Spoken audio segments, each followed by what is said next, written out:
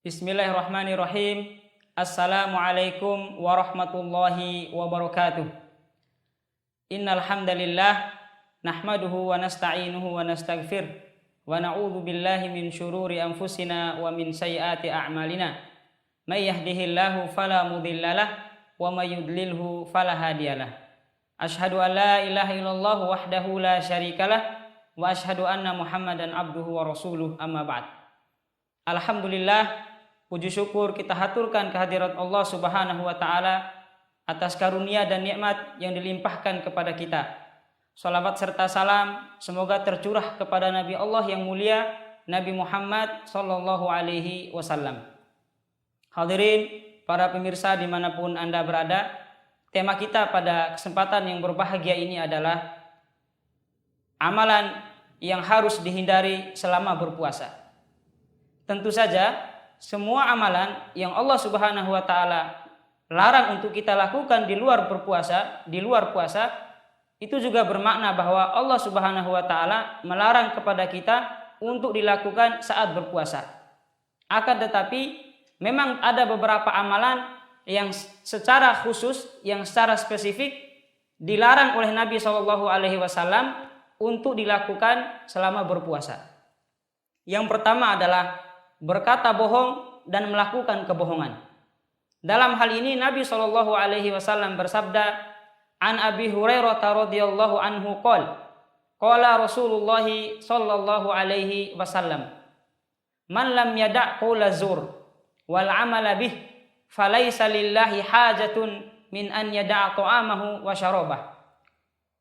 Dari Abu Hurairah radhiyallahu anhu berkata bahwa Nabi Shallallahu alaihi wasallam bersabda, man lam yada' qaula zur, barang siapa yang tidak meninggalkan perkataan bohong, wal amala bih, dan melakukan kebohongan, falaisa lillahi hajatun min an yada'a ta'amahu wa syarabah, maka Allah Subhanahu wa taala tidak butuh kepada dia meninggalkan makanannya dan tidak butuh kepada dia meninggalkan minumannya.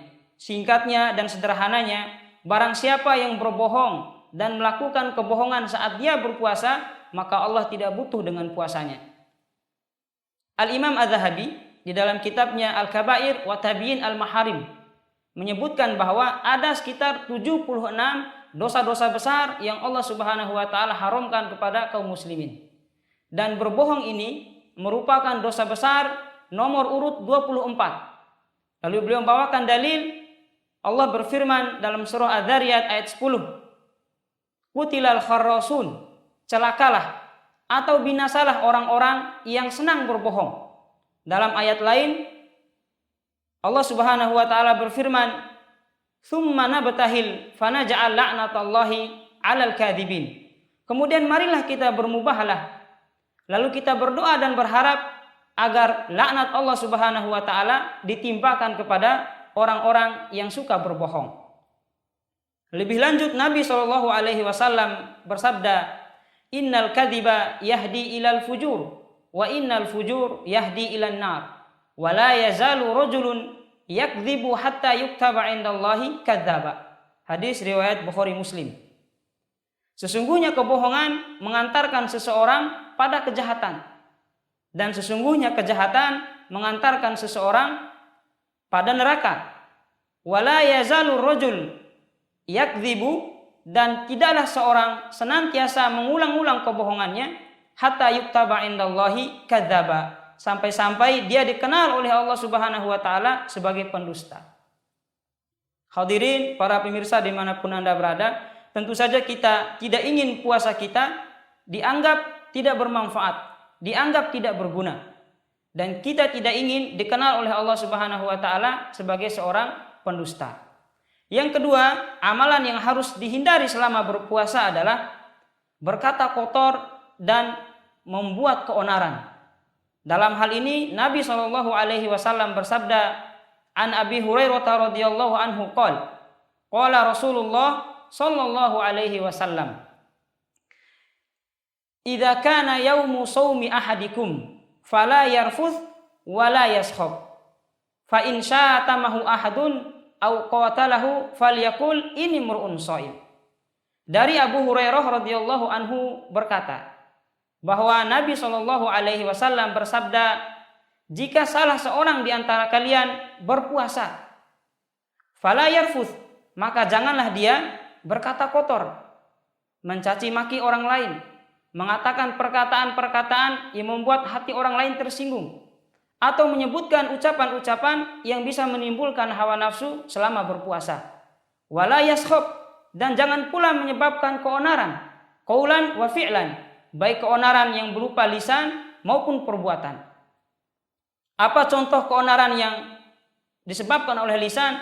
Misalnya dengan menyebarkan berita-berita hoax, atau mengadu domba, atau memfitnah, atau menghibah, sehingga terjadilah keonaran di tengah-tengah masyarakat. Apa contoh membuat keonaran dalam bentuk perbuatan? Misalnya dengan menyalakan mercon, atau kembang api, atau petasan yang ledakannya cukup besar sehingga orang yang sedang beribadah merasa terganggu. Maka ini juga dilarang. Dalam konteks bermedia sosial pun kita dilarang untuk membuat keonaran. Seperti mengupload status, atau membuat cuitan-cuitan, membuat konten-konten video yang memojokkan orang-orang tertentu, yang menyinggung orang-orang tertentu sehingga terjadilah keonaran. Maka ini pula dilarang. Fa in syatamahu ahadun, jika ada orang yang memarahinya, yang merendahkannya, au qatalahu, atau ada orang yang mengajaknya untuk berkelahi, falyaqul inni mru'un shaim, maka hendaklah dia mengatakan, mohon maaf, saya sedang berpuasa. Hadirin yang dimuliakan Allah Subhanahu wa taala, yang ketiga adalah menghindari al-mubalaghah fil istinsyak, menghindari berlebih-lebihan di dalam memasukkan air ke hidung saat berwudu. Dalam hal ini Nabi Shallallahu alaihi wasallam ditanya oleh seorang sahabat, "Ya Rasulullah, akhbirni anil wudu." Wahai Rasulullah, kabarkan kepadaku, ajarkan kepadaku bagaimana wudu yang benar. Maka Nabi bersabda, qala asbigil wudu, sempurnakanlah wudu'mu, ratakan air dengan benar dan jangan tergesa-gesa. Wa khallil bainal asabi, dan selalah jari jemarimu dengan benar. Wa balik fil istinsyak illa an takuna shaim, dan keraskanlah ketika engkau menghirup air ke dalam hidungmu, illa an takuna shaim, kecuali jika engkau dalam keadaan berpuasa.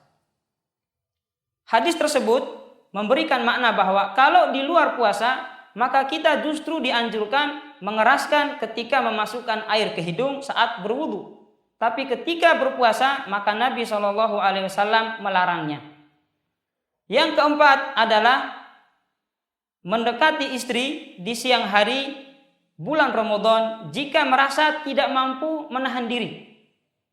Kaum muslimin rahimakumullah, pada dasarnya mencium istri atau merangkul istri di siang hari Ramadan adalah hal yang disahkan, adalah hal yang dibolehkan. Yang diharamkan oleh Allah Subhanahu wa taala adalah berjima, yakni melakukan hubungan suami istri di siang hari Ramadan. Dalam hal ini Nabi Shallallahu alaihi wasallam diceritakan oleh istri beliau yang bernama Aisyah radhiyallahu anha. Karena Rasulullah Shallallahu alaihi wasallam yuqabil wa huwa shaim, bahwa Nabi Shallallahu alaihi wasallam mencium istrinya padahal beliau berpuasa. Wa yubashir wa huwa shaim, dan beliau merangkul istrinya padahal beliau berpuasa.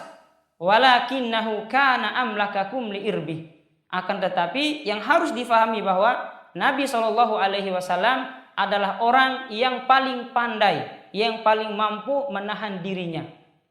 Kaum muslimin rahimani wa rahimakumullah, itulah 4 hal yang harus kita hindari selama kita berpuasa. Yang pertama adalah berkata bohong dan melakukan kebohongan.